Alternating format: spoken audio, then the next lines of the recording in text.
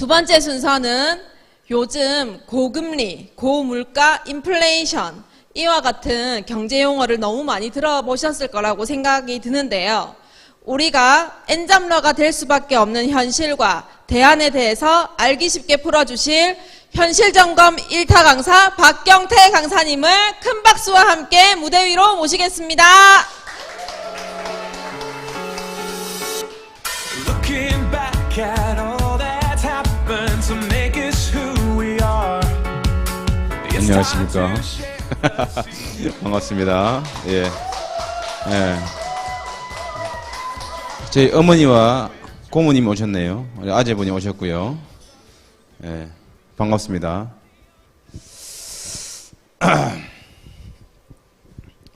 김진성 선생님 반갑습니다. 어서 오십시오. 이현미 선생님 반갑습니다. 예. 저보다 더 긴장하고 계신 것 같아서 제가 긴장을 풀어드리고자 이렇게 아무튼 이렇게 또 이렇게 오늘 참 덥죠? 예. 씻고 나왔는데 나오자마자 덥더라고요. 씻고 나왔는데 나오자마자 땀이 나더라고요. 예. 그 정도로 지금 너무너무 덥고요. 아 진짜 빨리 가을이 왔으면 좋겠다라는 생각도 해봤고, 가을이 과연 올까? 바로 겨울이 오지 않을까? 이런 생각도 많이 해봤고요. 지금 또 기후 문제 때문에 굉장히 문제가 많습니다. 기후 문제 때문에 굉장히 빙하가 막 녹으면서 고온이 많이 생기고, 뭐 홍수 같은 것도 많이 생기고, 지금 그런 것 때문에 식량난도 많이 생기고, 뭐 그런 것까지 우리가 걱정해야 되겠냐라고 이제 이렇게 생각할 수도 있지만, 생각은 하고 있어야 되지 않겠습니까? 그죠? 예, 생각은 하고 있으면서 우리가 대비할 것들은 대비하고, 또 알면서 무언가를 이렇게 대응하는 거랑 그냥 모르고 대응하는 거랑 완전하게 다르거든요. 예. 지금 여러분들 부자들은 주위에 혹시 부자가 계세요? 부자 말고 부자 없으면 좀 부유하게 산다. 아니면 좀 경제적으로 부유하다 이런 분들 좀 계세요? 그런 분들이 있죠. 여러분 그런 분들 지금 돈 많이 벌고 계신 거 알고 계세요? 그건 알고 계세요? 주변에 힘든 사람들 많이 있죠. 그런 사람 더 힘들어지는 거 알고 계세요? 왜 그럴까요? 요거 때문에 그래요. 시대 때문에. 시대적인 상황 때문에 그렇습니다. 상황 때문에. 근데 서민들은, 우리 같은 사람 서민이라 하죠. 뭐 쉽게 말해서. 서민들은 그걸 잘 몰라요. 또 알면서도 부정하는 게 우리 같은 사람들이. 왜? 부딪히면 여기가 깝깝하거든. 여기 깝깝하거든요. 그렇기 때문에 여기에 뭔가 훅 들어오면 그냥 조금 안 하고 말지, 좀 참지 항상 이렇게 계속적으로 반복하는 겁니다. 그걸 어느 정도 반복했을까 우리가? 대를 이어서 계속 반복하고 있어요. 대를 이어서. 그래서 아무튼 조금 이런 얘기들을 많이 들을 이유가 저도 사실상 아무것도 몰랐고 지금도 많이 몰라요. 그런데 예전에 모를 때 그냥 열심히 살았던, 지금도 물론 열심히 살지만 예전에 그때 뭔가도 아무것도 모르고 무식하게 열심히 살았던 어떤 그런 시기와 지금 조금 제가 그래도 많은 공부들을 하려고 노력을 하는 사람이거든요. 잘 알지는 못하지만 이렇게 좀 알려고 노력하고 좀 더 보려고 노력하고 하는 그런 어떤 노력들을 하고 있습니다. 그런 노력들을 하면서 지금 이 시기를 살아가는 것과는 완벽하게 달라요. 완벽하게. 그래서 우리가 잘 살고 싶다는 어떤 그런 욕망이나 바람만 가지고 있지, 정말 거기에 맞게끔 무언가 계획적으로 이렇게 노력을 하면서 진행되지는 않거든요. 왜? 모르기 때문에. 모르기 때문에 그렇고요. 알면서도 하기 싫어서도 그렇고요. 그렇기 때문에 더 잘 알고 내가 알면서 무언가를 대응하는 게 굉장히 중요한 것 같다. 그리고 지금 시기적으로 너무 사실상 좋지는 않습니다. 그래서 오늘 그런 얘기들을 좀 드리고자 하는데 분위기가 너무 어두워가지고 과연 이런 얘기를 하면 사람 좋아할까? 희망찬 얘기를 듣고 싶어 할 건데, 예. 뭐 아무튼 준비를 했으니까. 근데 지금 제일 중요한 건 뭐예요? 지금 시기에 우리가 제일 중요하게 생각해야 될 거, 물가 상승입니다. 인플레이션. 여기에 대해서는 좀 정확하게 좀 알고 이렇게 가는 게 좋을 것 같다. 그래서 제목을 무서운 시대가 오고 있다라고 지었는데 제가 이걸 한 달 전에 하려고 그랬거든요. 무서운 시대가 왔다 이렇게 변경을 하겠습니다. 변경하겠습니다. 예. 어쨌든 지금 부자들이 더 부자가 되는 시대다라고 이렇게 얘기를 들었죠. 그러면 부자들은 이 시대에 대응을 하고 있다는 거예요. 우리는 대응을 못하고 있다는 거죠. 그러면 대응을 한다는 건 무언가 알면 우리한테도 조그마한 기회는 될 수 있다. 이런 관점으로 좀 제가 하는 얘기들을 들어 주셨으면 하는 그런 바람이 있습니다. 한번 읽어볼게요. 여기 보이시죠? 예. 어느 식당 주인의 독백입니다. 이 기사가 너무 짠해가지고 제가 이걸 좀 발췌해 왔거든요. 예. 내 나이 65세, 58년 개띠, 박이순이 하니까 65세이십니까? 그렇죠? 내 나이 65세, 식당 사장이다. 내가 주방을 맡고 아내는 서빙을 한다. 이런 모습들 많죠? 네, 고맙습니다. 삼겹살이 주 메뉴다. 난 과거 대기업에서 기능직으로 일했다. 2009년 대기업에서 기능직으로 일했다면 그래도 안정적인 직장이었죠. 그죠? 2009년 금융위기 당시 리먼 브라더스 사태를 얘기하는 겁니다. 52세에 명퇴를 했다. 펜션 사업을 했다가 망했다. 지금도 그때 진 빚을 갖고 있다. 7년 전 창업지원과 개인 사업자 대출을 통해 식당을 열었다. 자, 7년 전 창업지원과 개인 사업자 대출 이런 것도 막 알아보고 아는 사람들이 하는 거예요. 우리가 하고 싶어도 몰라서 못하는 정부 돈이 굉장히 많습니다. 사실 사업자 대출은 2년 전 아들의 결혼 자금으로 들어갔다. 먹고 살만 했다. 대출금 상환과 보험료 납부는 한 번도 밀린 적이 없다. 저축은 못했지만 놔두면 되실 것 같아요? 왔다 갔다 해서 자꾸 더 읽기가 힘드네요. 어디 갔지? 저축은 못했지만 가을에 단풍놀이 갈 정도는 됐다. 최저임금이 너무 올랐으나 디스크로 고생하는 아내 때문에 아르바이트생도 한 명 썼다. 다 한번 또 올려보세요. 코로나가 모든 걸 바꿨다. 아르바이트생은 내보냈고 연금보험은 해약해 임차료를 냈다. 사업자 대출은 정부 덕분에 상환유예를 받았지만 펜션 사업을 하다 빌린 돈은 갚아야 했다. 그나마 재난지원금과 손실보상금으로 버텼다. 이제 원금은커녕 이자도 버겁다. 결국 아들에게 돈을 빌렸다. 며느리 볼 면목이 없다. 우리 부모님들 얘기를 지금 하고 있는 겁니다. 이 기사에서. 더는 버티지 못할 것 같다. 돼지고기 가격이 너무 올랐다. 러시아가 우크라이나를 침공했을 때 알았다. 옥수수가 중요한 돼지 사료고 두 나라가 옥수수 주요 수출국이고 그래서 돼지고기 가격이 오른다는 사실을 두 나라가 밀도 수출을 하죠. 우크라이나가. 그리고 러시아는 에너지를 굉장히 많이 수출하는 나라죠. 석유부터 가스까지. 거기에 상추, 파, 달걀 등 무엇 하나 안 오르는 게 없다. 나도 가격을 올리면 되지만 동네 장사라 눈치가 보인다. 결국 두부무침을 반찬에서 뺐다.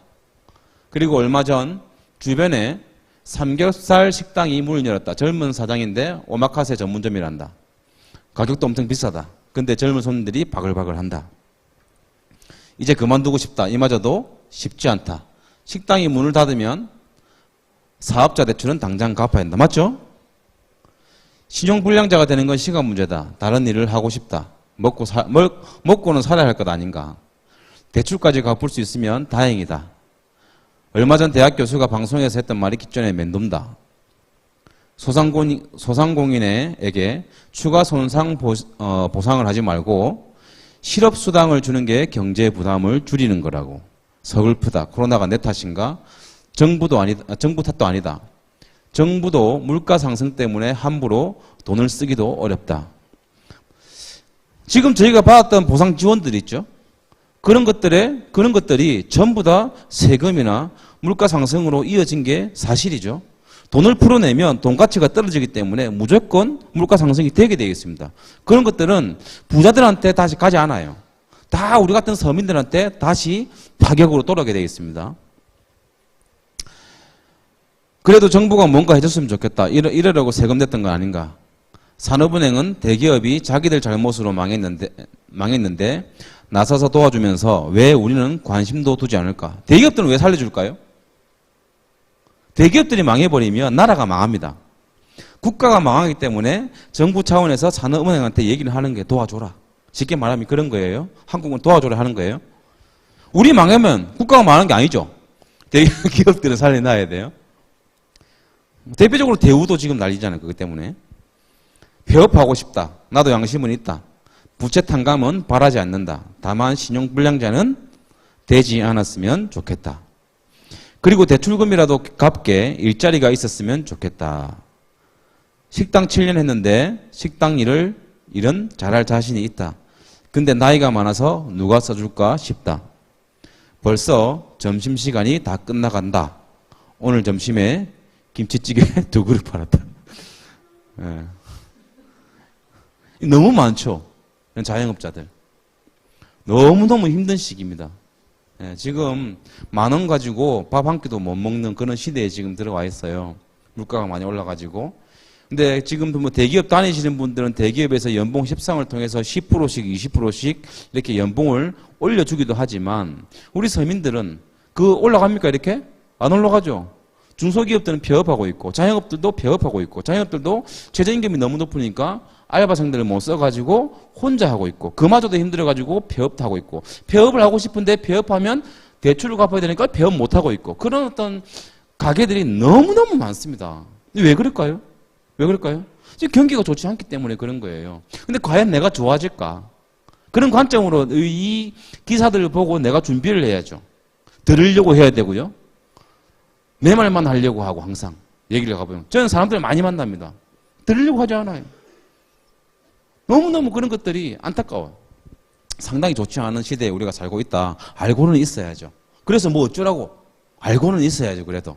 그죠? 내가 무언가를 바라는 사람이라면 내 가정경제에 뭔가 내 가정경제가 우리 아이들이 나아지기를 바라는 사람이라면 알고는 있어야죠. 저 같은 부모들이 제일 많이 실수하는 게 뭐예요? 애들한테 청소해라, 책 봐라, 공부해라.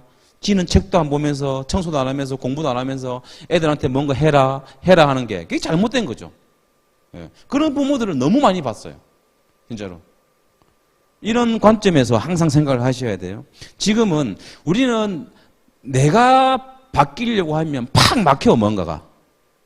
근데 다른 사람을 위해서 내가 무언가를 해야 됐다고 생각하면 조금 쉽습니다, 여러분들. 그런 관점으로 항상 보십시오.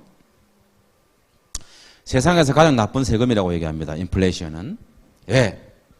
세금을 내라 하면 세금이 올랐네 짜증나네 이러면서 내잖아요. 벌금을 내라 하면 내잖아요. 그렇게. 근데 인플레이션은 내가 기본적으로 상식이 없기 때문에 모르기 때문에 내가 모르는 상태에서 그냥 나가버리면 힘든 거야.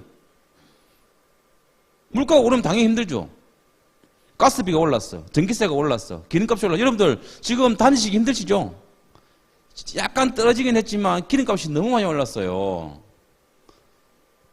경유값이 지금 휘발유값보다 더 비싸. 지금. 그건 뭐 때문에 그래요?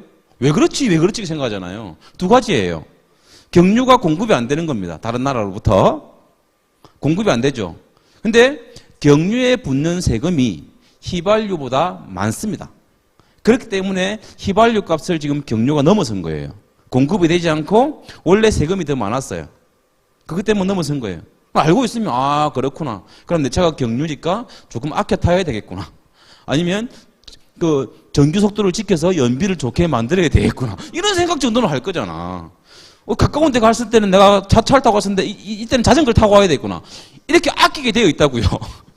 돈 10,000원이라도 알고 있으면 아끼게 되어 있다고. 근데 모르니까 그냥 하던 대로 그대로 살다 보니까 그게 세금처럼 빠져나가는 거야. 똑같이 내가 생활했는데 기름값 많이 나오지, 전기세 많이 나오지, 물가 올랐지, 밥값 많이 나오지, 그죠? 모든 것들이 다 올라와 버리니까 그게 돈 가치가 떨어진 거잖아요. 그러니까 이게 세금으로 표현할 수도 있다고요. 나도 모르게 빠져나가는 세금. 왜 힘들지 하는 거야. 난 똑같이 열심히 사는데. 근데 부자들은 어때요? 인플레이션을 해치시키죠. 물가 상승. 지금은 이상한 시대라고요. 물가가 오르면 경기가 좋아지거든요. 물가가 오르면 임금도 높여야 되고 그게 조금씩 인플레이션이 2% 3%씩 오를 때는 그 경기가 좋다 하거든요. 근데 지금 이 물가가 오르고 뭔가 경기가 좋아지고 주식시장이 좋아지고 해야 되는데 물가도 오르고 물가가 올랐으면 주식시장도 좀 자산시장도 좀 좋아져야 되는데 이게 완전히 떨어져 버렸어요. 지금 완전히 지금 복합적인 어떤 그런 위기에 지금 와 있다는 겁니다. 그러니까 경제학자들도 지금 이런 형국은 처음이다. 왜? 보세요. 여러 가지예요. 2년 이상을 공급이 안 됐어. 수요가 폭발된 건 코로나 때문에. 맞죠? 그러면서 수요가 폭발하면서 물가가 확 올라갔어. 2년 동안 코로나 때문에 돈을 많이 풀어버렸어. 맞죠? 돈 가치가 확 떨어져 버렸어. 물가가 올라갔죠. 그러면 이런 상황에서는 금리를 올리게 되면 소비가 침체가 되기 때문에 물가가 떨어지게 돼 있어요. 그죠? 근데 지금 금리 올려서 안 올렸어요? 올렸잖아, 금리를. 금리가 굉장히 많이 올라가고 있죠? 근데 물가가 떨어져, 안 떨어져? 안 떨어지죠. 결국에는 수요의 문제도 있지만 뭐의 문제도 있다? 공급망의 문제도 생긴 거예요, 지금. 왜? 전 세계가 식량 전쟁이다, 무슨 전쟁이다, 원자재 전쟁이다 해가지고 내가 살아남기 위해서 미국이 금리를 올리는 건 미국이라는 국가, 자기 자신들이 살아남기 위해서 미국 국가가 지금 금리를 올린 거예요. 그리고 다 지금 어떤 식량을 수출 안 시키고 원자재 중국에서는 히토류가 뭐예요? 히토류가 우리 지금 4차 산업혁명시대 가장 중요 핵심 전기차 배터리에 들어가는 가장 중요한 원자재거든요. 그런 것들을 아예 공급을 안 해버리고 그런 공급망이 붕괴가 되다 보니까 이게 금리로 어떻게 정책적으로 조정이 안 되는 거예요. 이상한 상황이 지금 발생이 된 거예요. 그런 것들을 조금 설명을 드릴 거예요, 오늘. 아무튼 결론적으로 정말 나쁘다, 인플레이션은. 그러니까 우리가 알고 대응해야 된다. 세상에서 가장 나쁜 세금, 인플레이션이라고 얘기하고 있습니다. 큰 글자를 조금 읽어가면서 한번 볼게요. 많은 자료가 많아요. 예. 자, 수요가 늘거나 공급이 줄면 어떻게 돼요? 가격은 당연히 상승해요. 왜? 공급이 작고 수요가 많으니까, 사는 사람들이 많으니까 가격이 올라가게 돼 있는 거죠. 돈이 많이 풀려도 물가는 어떻게 돼요? 올라가요. 왜? 돈이 많이 풀리면 돈 가치가 떨어지잖아. 돈이 100만 원 있었어요. 100만 원 있었는데 100만 원 더 풀어 200만 원 됐잖아요. 그러면 양이 많아지면 있는 물건은 똑같은데 돈 가치가 떨어지겠죠? 그렇죠? 그렇게 생각하시면 돼요. 편해요. 각국 중앙은행에서 금리 인상은 통화량을 줄여 소비 침체를 시켜가지고 물가를 잡으려는 것인데 물가가 내려가지 않고 있습니다, 지금. 인플레된 금융자산의 가치가 하락해서 가계 실질 소득도 줄게 되더라. 왜? 이렇게 보여. 이렇게 보면 돼요. 똑같은 돈을 벌어서 나는 한 달에 500만 원을 벌어. 똑같은 돈을 벌었는데 뭔가 다른 건 다 올랐죠. 그러니까 어떻게 돼요? 당연히 500만 원 가치가 400만 원 정도의 가치밖에 되지 않는 겁니다. 그렇죠? 쉽게 이해하십시오. 미국 경제학자가 70% 정도가 내년에는 경기 침체에 빠질 것이라고 예상을 하고 있습니다. 올해 아니에요. 이 기사 얼마 안 됐어요. 내년 2023년도를 얘기하고 있는 겁니다. 조금 오래 갈 것 같다. 이 기조가.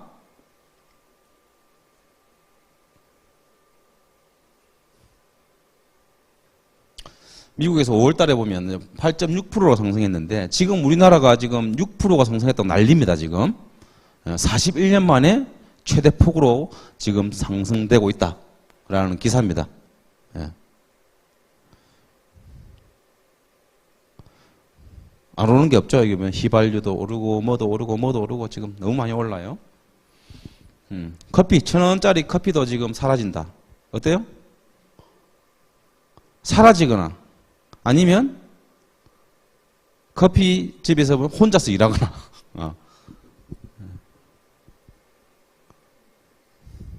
원두값이 계속적으로 오르고 있다 그러죠. 커피숍 하지 마십시오, 여러분들. 네. 힘듭니다. 네. 스태그플레이션이 뭡니까? 잘 나와 있어요. 물가가 계속 올라가는데 경기가 같이 침체, 소비가 일어나지 않는다 그 말입니다. 물가는 오르고 경기가 안 돌아가니까 어때요? 물가가 올랐는데 경기가 안 돌아간다는 건 쉽게 말해서 소비가 없어진다는 거예요. 소비가 없어지니까 물건을 만들어낼 필요가 없겠죠. 물건을 공장에서 만들어낼 필요가 없으니까 어때요? 인력을 줄이게 되겠죠. 인력을 줄이게 되면 또다시 또 이런 것들이 계속적으로 반복된다는 겁니다. 지금 그런 스태그플레이션에 실질적으로 대한민국은 들어서 있다라고 학자들이 거의 다 얘기하고 있습니다. 지금.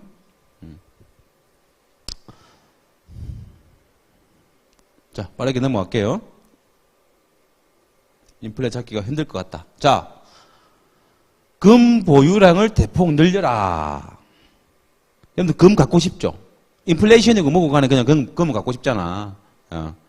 지금 자산 가격이 떨어졌죠. 부동산 가격이라든지 주식 가격이라든지 내가 가지고 있는 자산의 형태의 가격들이 많이 떨어졌죠. 그럼 현금, 지금 내가 갖고 있는 현금 가격이 자산이 떨어지면 현금이 올라야 되거든. 근데 현금도 떨어졌어. 돈 가치가 떨어졌으니까. 희한한 시대죠, 지금.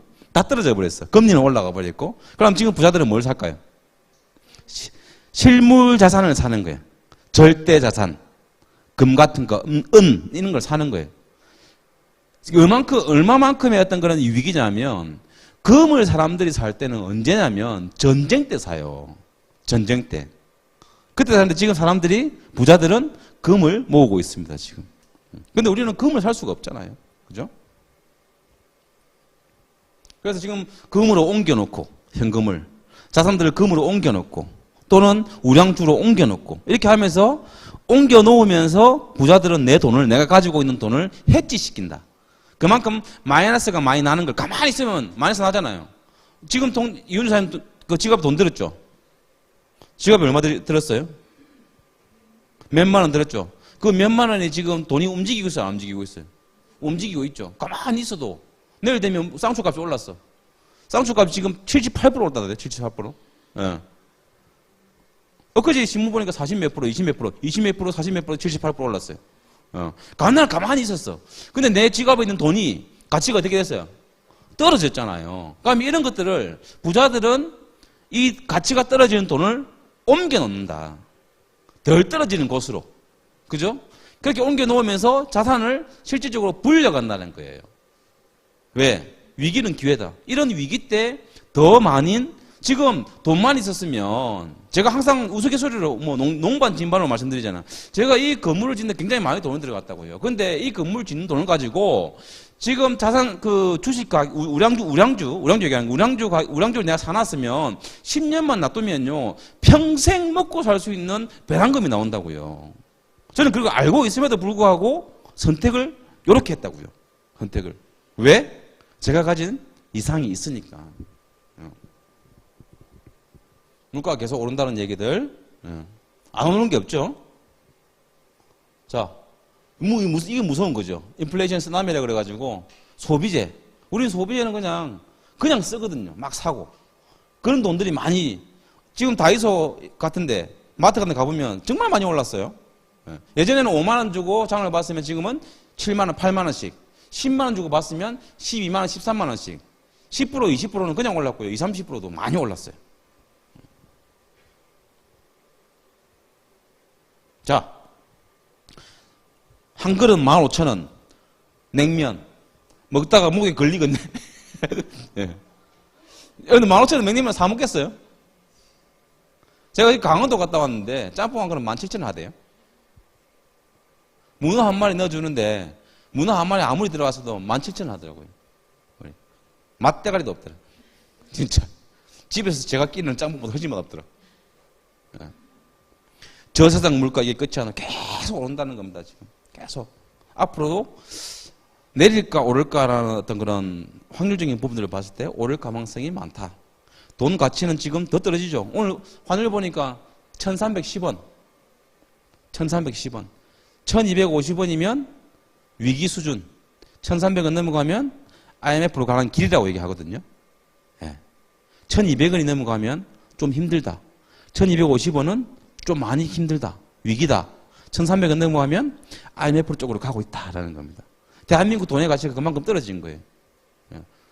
대한민국 경기가 좋을 때는 어땠습니까? 전 세계 경기가 좋을 때는 환율이 얼마 정도 됐어요? 1,050원. 이렇게 했잖아요. 그러면 1,050원이라 치더라도 지금 250원이 올랐어요. 250원이면 몇 프로 올랐어요, 여러분? 20, 30% 올란 거죠. 20, 30% 올랐다는 건 내 돈의 가치가 20, 30% 떨어졌어. 그럼 500만 원, 환율만 가지고도 500만 원 내가 벌면 20% 떨어지면 얼마 떨어졌어요? 250, 100만 원, 400만 원. 내가 500만 원 벌지만 400만 원 가치밖에 못 하는 거잖아. 자, 이 400만 원 이제 받았어. 이 400만 원 가지고 마트 갔는데 마트 물가가 20% 올라서 또 떨어지지. 맞죠? 금리 올랐지. 이자 많이 줘야 또 떨어지지. 계속 떨어지잖아요. 기름 넣어야 돼. 기름가 올라 또 떨어지지, 돈이. 얼마나 많이 떨어져요, 돈이. 그러니까 벌어도 힘들 수밖에 없는 거예요, 서민들은. 근데 대기업에 다니는 사람들은 그나마 연봉 협상을 해서 12%, 15% 올려준다고, 연봉을. 1억 받는 애들이 1억 1,500만 원을 받고, 1억 2천을 받고, 그나마 그게 해지가 된다고요. 근데 중소기업들은 폐업하고, 이 양극화가 심해지는 거예요, 이렇게. 양극화가. 중간재 계속 없어지고, 서민들은 계속 힘들어지고, 서민들이 힘들어지니까 서민들이 이용하는 마트, 자영업, 이런 거 다 힘들어지는 거지. 소비할 수 있는 모든 것들이. 예. 근데 가만히 있어야 된다고요? 아니에요. 여러분들, 인플레이션 해지를 시키는 건 서민들은 어쩔 수 없어요. 여러분들, 발로 뛰어야 돼요. 가진 자산이 없는데 뭘로 해지를 할 겁니까? 발로 뛰어가지고 100만 원 벌었으면 200만 원 벌어야 되고, 500만 원 벌었으면 600만 원, 700만 원을 벌어야 되는 지금 이 시기라고요. 레미콘 값 다 오르는 거죠. 예. 건설업계가 이게 오르면 뭐가 오르겠어요? 부동산 가격 오르잖아요. 맞죠? 아파트 가격 오를 거고 다 오르는 거잖아. 그러면 이게 오르면 또 연결해서 뭔가 또 오를 거고.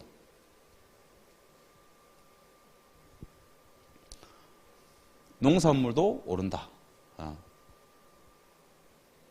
보시면 뭐 안 오르는 게 없습니다.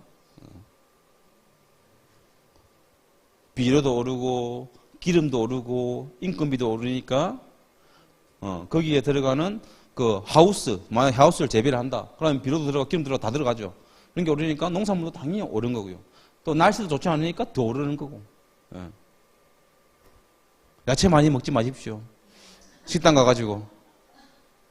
식당에서 요즘 이런 말이 있어요. 식당에서 반찬 더 주려면 사장님이 심장이 덜컹대 난답니다. 진짜 그만큼 비싸요, 지금. 진짜. 한마음 가서 드세요. 한마음 사장님은 인심이 좋아가지고 그런 얘기 안 합니다. 예. 예. 돼지고기 20%, 경유 45%, 뭐, 너무너무 많이 오르죠.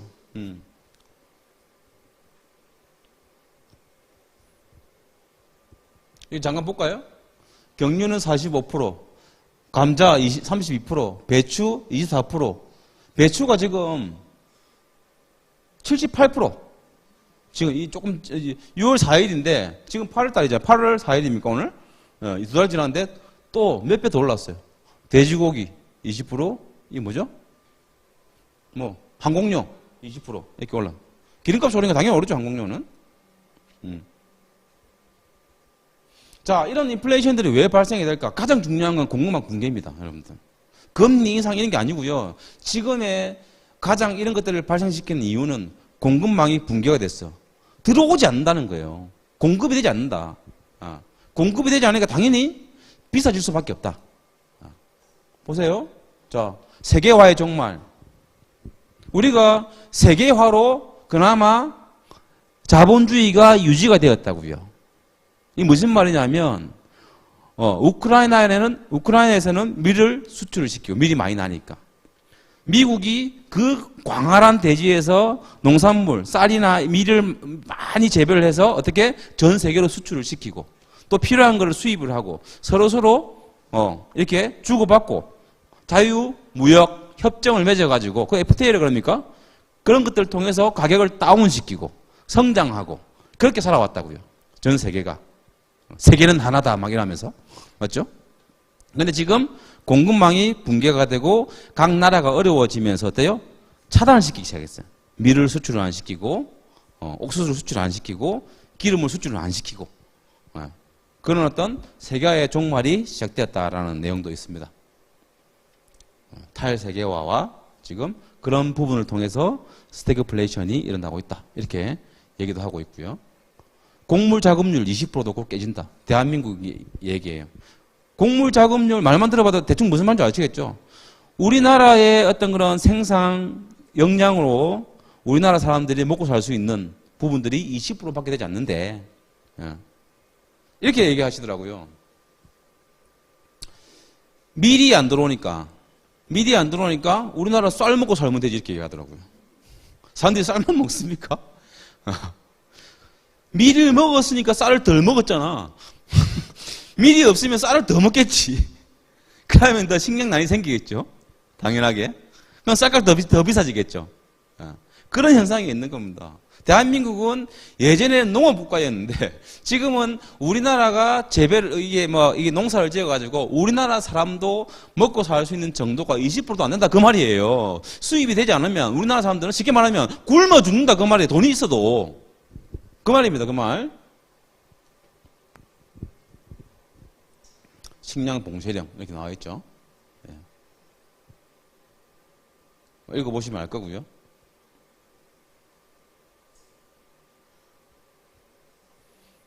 인도 식량 무기화, 밀 수출 전격 금지.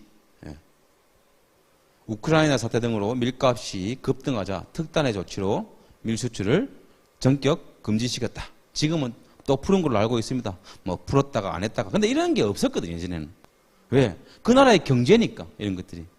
근데 경제보다도 그 나라 국민들의 어떤 그런 안보가 더 중요한 거 아니겠습니까? 세계 2위 밀 생산국이라고 합니다. 인도가.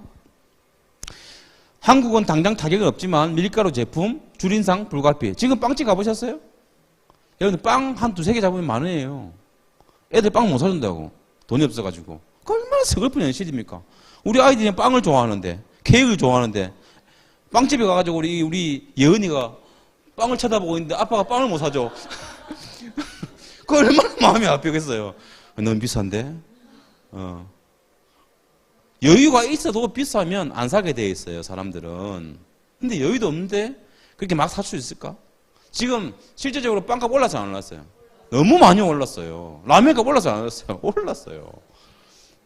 우리는 밀로 만드는 게 너무너무, 밀가루로 만드는 게 너무너무 많습니다. 그래서 지금 우리가 이 먹는 거, 이런 것들이 다 서구화 돼가지고 더 많아요. 쌀보다 더 많이 먹는다고.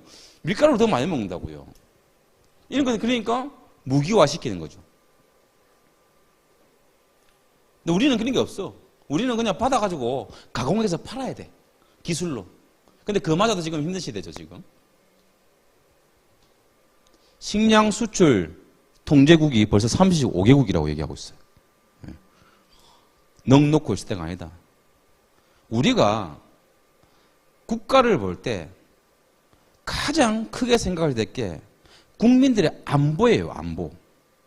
그러면 이게 정치적으로 우리가 뭐 선거를 하거나 이런 걸 할 때 제일 먼저 봐야 되는 건 우리 국민들의 안보를 뭔가 이게 정치를 하는 사람들이 어떻게 바라보고 그런 것들을 해줄 수 있을까라는 관점에서 보는 게 제일 중요한 거예요.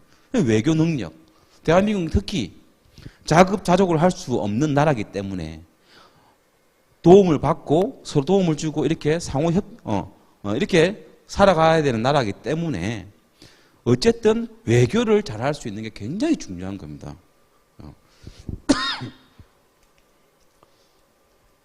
자, 두 번째는 지금 보시면 에너지, 식량 한번 더 볼게요. 천연가스 값이 지금 굉장히 올라가고 있다.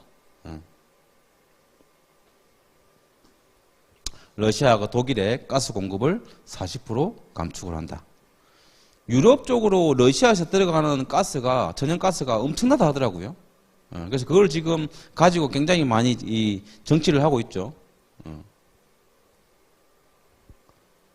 그런데 가스가 오르면 굉장히 힘들지 않습니까? 집에 지금 기름 보일러 쓰시는 분 계세요? 옛날 집이네요?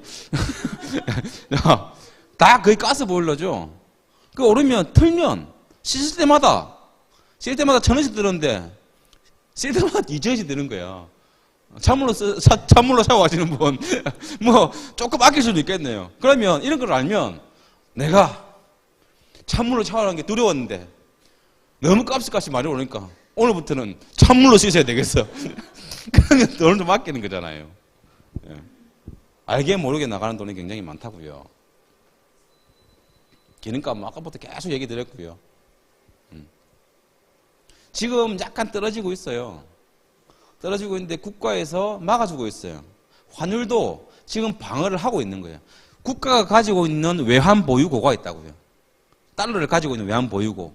그럼 그거를 지금 계속 달러 값이 오르니까 이 국가에 있는 걸 풀어내는 거야, 지금. 풀어내가지고 억지로 다운시키는 거라고요. 왜? 기업들이 경제를, 무역을 해야 되니까. 그러려면 결국 그 국가에서 했던 행것들은 다 어디로 돌아와요? 나중에 다? 세금으로 돌아와요, 나중에. 세금 때문에 미쳐버리겠어요. 진짜로. 벌어도 동기부여가 안 생겨. 세금 때문에. 가스 요금 오른다 그러죠? 전기료 오른다 그러죠? 전기료. 예. 자, 엊그저께 2220원 캤는데 2450원 또 올랐죠, 이렇게? 예.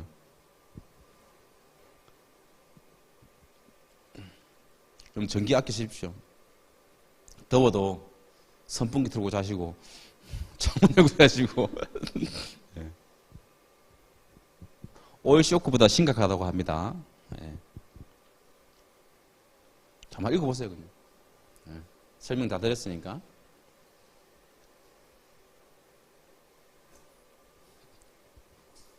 계속 뭐 오른다는 얘기밖에 없죠. 곡창지대가 위험하다. 예. 폭염이 와가지고 지금 온난화 때문에 폭염이 와가지고 지금 생산량이 굉장히 많이 준다. 인도에서 밀 생산량이 전 세계적으로 2위라는 얘기를 하고 있는데 수출 안 시킨 이유가 뭐예요? 팔 게 없다는 겁니다. 우리가 먹고 남는 걸 수출시켜야 되는 거죠. 경제가 살아나려면. 근데 지금 이상기후 때문에 잘 안 되니까.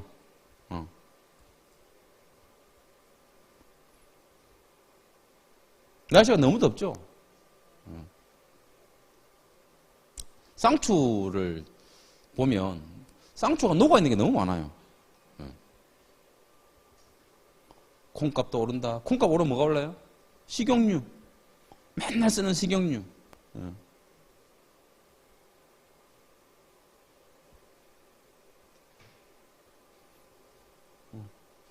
기후가 지금 굉장히 지금 문제가 되고 있습니다. 에너지 대란보다 여러분들 기후 이런 것들이 더 위험하다 그래요. 자들이 나오죠, 이게. 식량 위기가 에너지 위기보다 더 큰 위협이다. 이렇게 나오고 있습니다. 항상 힘들면, 항상 뭔가 힘들면, 여러분들, 전 세계적으로 볼 때, 우리가 미국일까요? 아니면 독일쯤 되겠습니까? 일본쯤 되겠어요? 우리는 아프리카예요. 서민 중에 서민이라고요. 서민 중에 서민이라고요, 우리는. 지금 내가 잘 살아가고 있고, 지금 내가 무언가 이렇게 그냥 인간답게 살 수 있는 것도 다 와이프들이 돈을 벌어오고, 부모님들이 도와주고, 주변 사람들이 도와주고, 남편들이 돈을 벌어오기 때문에 그런 거지. 이게 다 경기가 안 좋아지면 어떻게 되겠습니까? 무너지는 건 순식간이에요, 여러분들. 무너지는 건. 대비하셔야 돼. 대비. 무언가 대비하셔야 돼. 대응하셔야 되고. 이게 대응하시는 게 그냥 대충 대응하는 게 아니고 맞받아 쳐서 대응을 해야 돼요, 우리는 지금. 그게 뭐예요? 지금 내가 정말 인플레이션을 해지시킬 수 있는 거는 최소한으로, 최대한으로 해지를 시키시고 돈을 더 벌기 위해서 더 많은 매출을 만들어내기 위해서 사람을 만나고 새로운 직업도 계속 만들고요. 하나의 직업으로 살아갈 수 있는 시대는 20년 전에 끝났어요. 하나의 직업을 못 살아간다고요. 그렇기 때문에 직업을 다양화시키시고 주식도 하시고 이상한 거 말고요. 코인도 하지 마시고요. 그런 것들은 다양하게 수입원들을 내가 1,000원, 2,000원, 10,000원이라도 만들어서 그 돈을 플러스를 시키는 것도 중요하지만 그 다양한 도전을 통해서 내가 살아갈 수 있는 내 생계의 능력을 만드는 게 굉장히 중요합니다, 지금은. 그게 더 중요해요. 그 사고방식을 만드는 거. 그 몸을 만들어내는 거, 내가. 머리 말고요. 그 몸을 만들어내는 거. 그게 굉장히 중요한 시대예요, 지금. 앞으로 우리 아이들이 정말 잘 살아가기 위한 어떤 밑바탕이 되는 거. 그게 뭘까요? 교육일까? 필요한 거지, 교육은. 제일 중요한 건 부모가 가지고 있는 사고방식이라고요. 부모가 가지고 사고방식. 부모가 가지고 내 사고방식이 어떤 가난의 사고방식을 가지고 있는데 우리 아이들이 부의 사고방식을 가질까요? 부모가 줄 수 있는 게 90% 이상이에요. 그리고 13세 이전의 사고방식은 형성이 다 돼버린다 그래요, 대부분. 나머지 10% 정도가 학교에서 생성이 돼버려요. 그리고 기업에 가서 항상 기업의 부품으로 살아가는 게 우리의 현실입니다. 지금은 정말 많은 것들을 도전하고 무언가를 해봐야 될 때, 그때 이 시기를 그냥 또 놓쳐버리면 또 한층 더 힘든 시대를 또 이렇게 한 3, 4년, 4, 5년 또 살아가야 돼. 또 뭔가 또 위기가 올 것이고. 그때마다 뭔가 바라게 되죠, 이렇게. 주변 사람한테 바라든지, 부모한테 바라든지, 남편한테 바라든지, 국가에 바라든지. 그러면 또 어떻게 돼? 이게 순환되기 시작하죠. 그게 사고방식으로 자리 잡히는 거예요. 예. 이런 것들이 나중에 정치적으로 만들어지고, 이런 것들이 이데올로기가 되기도 하고요. 지금 탈세계화가 되고, 조금 더 좀 거시적으로 말씀드리면 탈세계화가 되고 공급망이 붕괴가 되고 뭔가 이런 상황이 생기면서 이 자본주의가 착 성장을 해오다가 이 자본주의가 또 다시 사회주의 쪽으로 조금씩 기울기 시작했어요. 사람들의 인식이 달라지다 보니까. 그런 것도 좀 있거든요. 사회주의적인 생각을 가지는 건 경제적으로는 굉장히 좋지 않습니다. 그런 것들은 어떻게 보면 평등을 얘기할 수도 있지만 굉장히 노예적인 생각이거든요.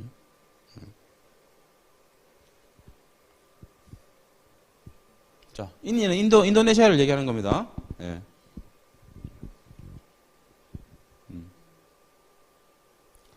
그 팜유 수출 금지 떠가지고 식용유 대란 일어난 거 아시죠? 몇 달 전에. 몇 달 안 됐어? 한두 달? 정도밖에 안 됐어요. 예. 식용유가 다 팔려가지고 식용유 사고 싶어도 못 사고 막 그랬어요. 예. 예전에 경차에 들어가는 거, 요소수 대란처럼. 예. 우리나라가 그런 것들을 작업을 할 수가 없으니까 그런 일들이 수입을 못하면 그런 상황이 또 생기는 거죠.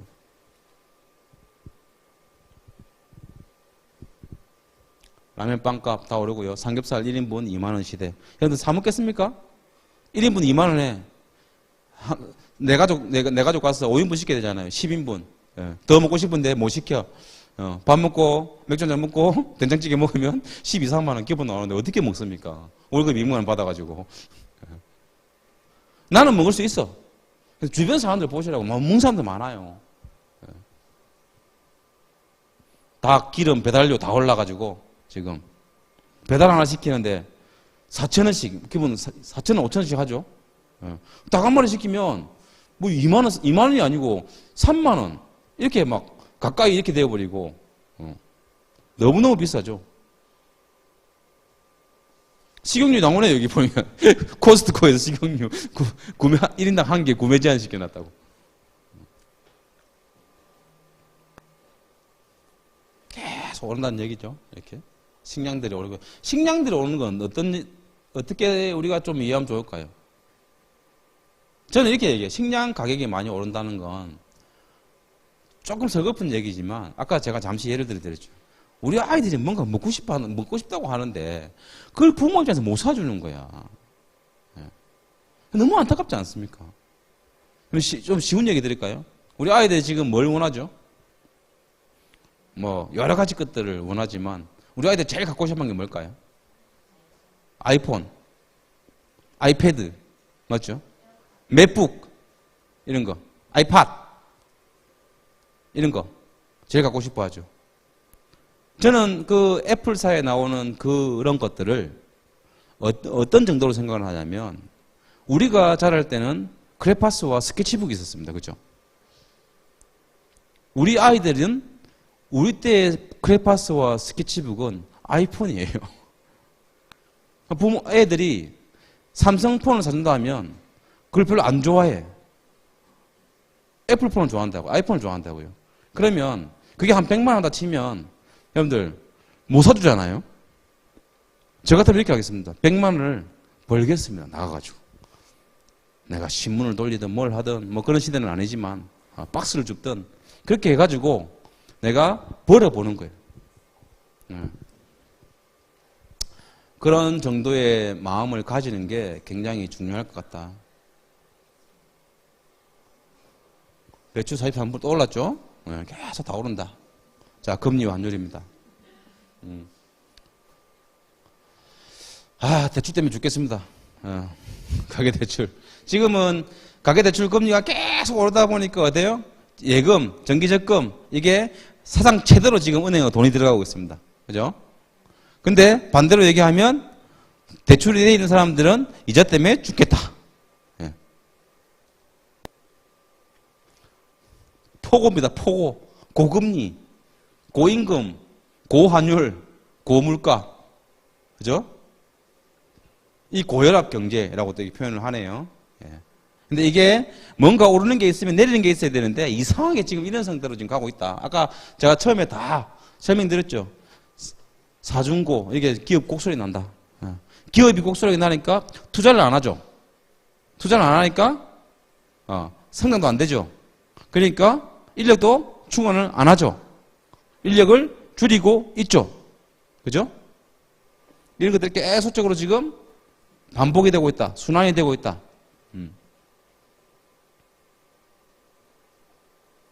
쓰리고, 포고 나왔고 쓰리고 나왔습니다. 예. 항공사들, 고유가, 고금리, 고환율. 예.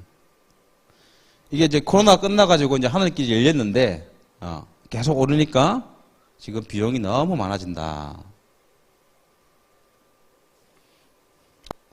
주담대도 이게 우리가 이게 사는 집이죠. 다 여러분들 아파트 안고 계시잖아요. 이게 아파트, 다 갖고 계시잖아요. 빚없는 사람들 거의 없죠. 이런 것도 계속 오르니까. 고정금리십니까? 혹시? 그나마 다행입니다. 고정금리면. 예. 저는 변동금리라서. 오늘 축협에 전화가 왔더라고요. 아침에 9시도 안 됐는데, 출근 준비 미팅 하려고 기다리고 있는데, 8시 40 몇 분에 전화가 와가지고, 축협에서 왜 전화가 왔지? 전화 받았는데, 이자가 안 됐다고, 이자 내라고. 전화 왔더라고요. 최소한 9시 넘어서 해야 되는 거 아니야? 저희들도 9시 일하면서, 그거 빚 갚아라는 거, 9시도 되지 않았어요. 문도 안 열어주면서. 빚이 이렇게 무섭습니다, 여러분들. 자영업자들이 너무 많은 빚을 지고 있는데 그 대출을 못 갚아가지고 부실되게 어떤 그런 위험이 있다. 자영업자들 대출 못 갚으면, 기업이 못 갚으면 어떻게 돼요? 은행이 힘들어지겠죠. 은행이 힘들어지면 어디로 가요? 은행이 힘들어지면 우리 같은 가정경제로 오게 돼 있는 거예요. 갚아라. 원래 내가 5년 만에 갚기로 했었는데 바로 갚아라. 못 갚으니까 집 내놔라. 이렇게 되는 거예요. 여러분들 경제는 냉정한 겁니다.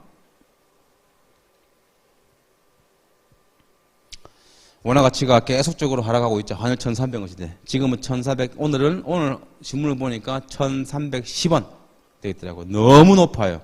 이렇게 정부가 개입을 해서 막고 있는데도 너무 높습니다.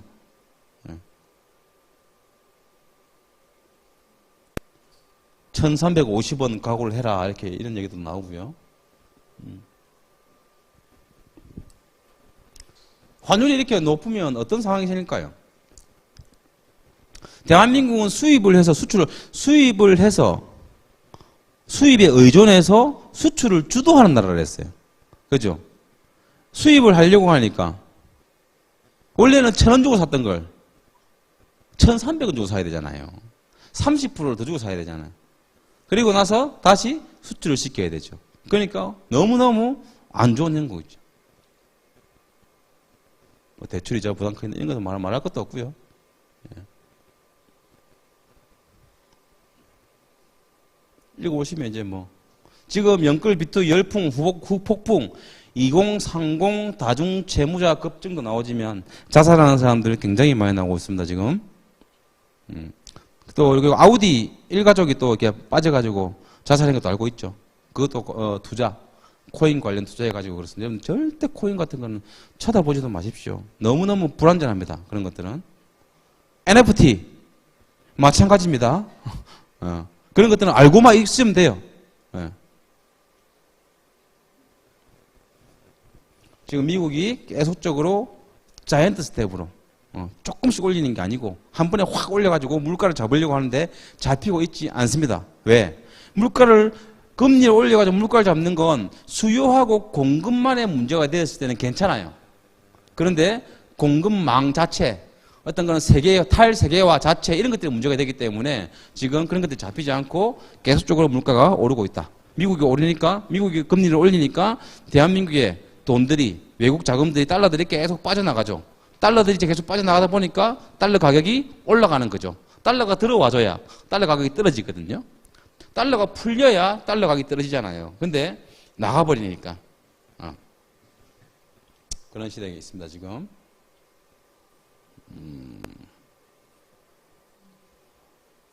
자, 임금. 오르고 있죠. 최저임금이 오르면 소득이 늘어날까요? 어떨 것 같아요? 최저임금 올라면 당연히 소득 늘어난 거 아니야? 아닙니다, 여러분들. 대기업은 원래 최저임금 이상을 받고 있어요. 대기업은. 중소기업들은 보면 거의 대부분 최저임금을 주고 있습니다. 그런데 임금이라는 건 뭐예요? 매출 대비, 매출을 계산해가지고 어느 정도 원자재 값이 들어가고 관리비가 들어가고 인건비가 들어가고 그렇게 해서 내가 잉여를 가져가는 거잖아요. 근데 계속 오르면 어떻게 돼요? 매출이 없는 상태, 매출이 없는 기업들은 사람을 못 쓰겠죠. 그러니까 일자리가 더 없어지는 거예요. 최저임금을 주면서 52시간만 일해라 이렇게 얘기하는 게 어떻게 돼요? 근데 기업에서는 52시간만 일을 시키고 일을 못 시키니까 나와가지고 월급이 작아지는 경우도 생기고요. 그래서 다시 또 알바를 하기도 하고. 그래서 이런 것들이 부작용이 굉장히 많습니다.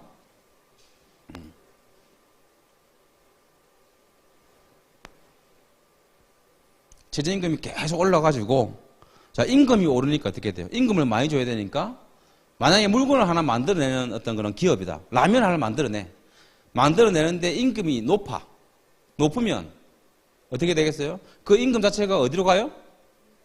그것을 라면으로 가는 거예요. 그러니까 그 물건값이 당연히 오른 겁니다. 그렇게 인플레에 기름을 부었다라는 표현을 하고 있는 겁니다. 운송비가 오르면 마찬가지겠죠. 운송비가 오르면 건설 자재값이 오르겠죠. 뭐 편의점, 중소기업 뭐 말할 것도 없죠. 지금. 자, LG 이런 대기업들은 올려주고 있어 이렇게. 근데 고임금이니까 물가가 더 오른다는 거죠. 그러면서 요런 대기업까지는 된다고요. 근데 우리는 안 그렇다고. 우리는 자영업에 알바했어. 일자리가 없어지는 경우가 많아요. 왜? 사장님이 나한테 월급을 못 주는 거야. 그 임금이 너무 높아가지고. 그러니까 내가 혼자 일하는 거야. 일할 곳이 없는 거죠. 중소기업도 마찬가지예요. 너무 많이 줘야 되니까 못 쓰는 거야. 매출 발생이 안 되는데. 그러면서 일자리가 없어지는 거예요. 여러분들, 우리 집안에 다 대기업에 근무하고 계시죠? 아니지 않습니까? 대기업에 근무하시는 분 잘 없어요, 지방에는. 거의 대부분 그냥 중소기업 정도. 아니면 공기업 정도. 그게 다라고요.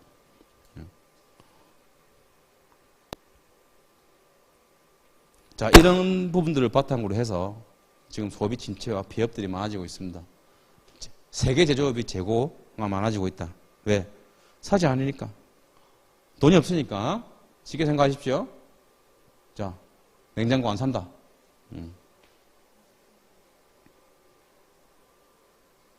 지금 노트북 이런 것도 전부 다 중고품, 다시 만드는 거, 이런 것들을 사고 있어요. 코로나 2년 동안 겨우 벼태가지고 장사 좀 하려고 그러는데 물가가 너무 올라가지고 장사를 못하고 있습니다, 지금. 분식집 사장님이 정말 힘들어하고 있다, 어떤 그런 기사고요. 식용유도 사재기를 한다네요.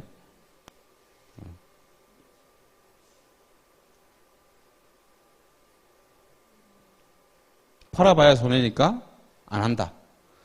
그나마 폐업을 할 수 있는 사람들은 다행입니다. 폐업을 해버리면 빚을 바로 갚아야 되니까 지금 폐업도 못하는 경우도 굉장히 많고요. 빵집, 분식집 이렇게 눈물이 배업을 하고 있고, 자 이게 그죠. 고용이 축소가 되고 소비가 위축이 되고 경기 침체가 되고 계속적으로 악순환이 되고 있더라 지금. 마지막입니다, 여러분들. 힘들게 왔어요. 힘든 얘기도 많이 듣고요. 계속적으로 말씀드렸지만 지금은 내가 무언가를 도전을 할 때입니다. 여러분들 실질적인 매출을 발생을 시킬 때예요. 나가서 돈을 버는 연습을 하셔야 돼요. 지금은 앉아가지고 가만히 있어가지고 돈이 생기지 않습니다. 돈이라는 건 굉장히 많은 활동 속에 생기는 거거든요. 이것도 해보고 저것도 해보고. 그러면서 더 중요한 건 제가 유산화를 지금 8년 차 하고 있지만 저는 20대 초반 때부터 제가 해왔던 어떤 빚 갚는 생활들, 다양한 직업들, 그런 시간들을 통해서 제 어떤 사고방식의 변화가 있었어요. 돈을 대하는 자세에 대한 변화가 있었다고요. 그런 시간들을 지금 보내야 될 때입니다. 그런 시간들을 보냈기 때문에 유산화가 재밌었고 조금 더 쉽게 사업적으로 할 수 있었던 그런 계기가 됐습니다. 중요한 건 유산화를 해서가 아니고요. 이 유산화를 어떻게 내가 대할 것인가, 이걸 어떻게 사업적으로 볼 것인가, 어떻게 성장을 시킬 것인가, 앞으로 내 소득은 어떠한 형태의 소득, 어떠한 속성의 소득을 만들어 갈 것인가, 이런 것들을 지금 이 시대에는 굉장히 많이 준비를 해야 되고요. 또 하나 중요한 건 지금은 서로서로 불친하면 안 돼요. 서로서로 불친하지 말고 지금 힘든 시기에 서로서로 도와가고 서로서로 뭔가 조금 보듬어주고, 이런 것들이 굉장히 중요합니다. 마지막에 보시면요, 함께하는 혁신. 여기 보시면 우리는 제일 마지막이에요. 우리는 흔히 운칠기삼이라는 말을 한다. 일의 성패에 운이 중요하다는 의미로 쓰여지지만 여기서 말하는 운은 무언가 되어가고 움직이게 하는 힘을 말하는데, 필자는 이는 무작위로 일어나는 것이 아니라 전체 생태계 내 협력 네트워크의 작용일 것이라고 생각한다. 협력이 점점 중요해지는 오늘날 더 많은 협력을 이끌어내기 위한 장이 더 많이 생겨나고 활용되길 기대해 본다. 여러분들, 지금은 여러 사람들과 함께 어울리면서 그 사람들을 서로서로 도와주고요, 함께 무언가 네트워킹이 이루어지고 그렇게 우리의 우를 만들어가는 그런 시간들을 보내야 될 시간이라고 저는 생각을 합니다. 그렇기 때문에 오늘 여러 가지 형태로 말씀을 드렸지만 꼭 이 시기를 잘 보내가지고, 여러분들 힘든 이 시기를 잘 보내면 좋은 날이 분명히 오거든요. 그게 머지않아 와요. 머지않아서. 내가 한 번 해보면 한 번, 두 번 하는 건 쉽고요. 두 번 해보면 세 번, 네 번 하는 건 더 쉽고요. 세 번, 네 번, 다섯 번, 1년, 2년, 3년 하다 보면 이게 내 습으로 잡히고요. 이 습관이라는 건 결국 뭔가 목표를 달성할 수 있는 그런 능력, 그런 습관으로 자리가 잡힙니다. 무엇이든 그런 습관이 자리가 잡혀버리면 무엇이든지 어떤 힘듦이 오더라도 뭔가 내가 이겨낼 수 있는 그런 어떤 사고방식이 만들어지고 그런 내 몸의 습관이 배이는 거거든요. 우리는 지금 힘들지만 그런 시간들을 꼭 보내야 되는 그런 시기라고 생각을 합니다. 예, 지금까지 힘든 말씀을 많이 드려가지고 죄송스럽고요. 아무튼 이 유산화를 통해서 우리가 앞으로 더 좋은 날이 있기를 바라겠습니다. 고맙습니다.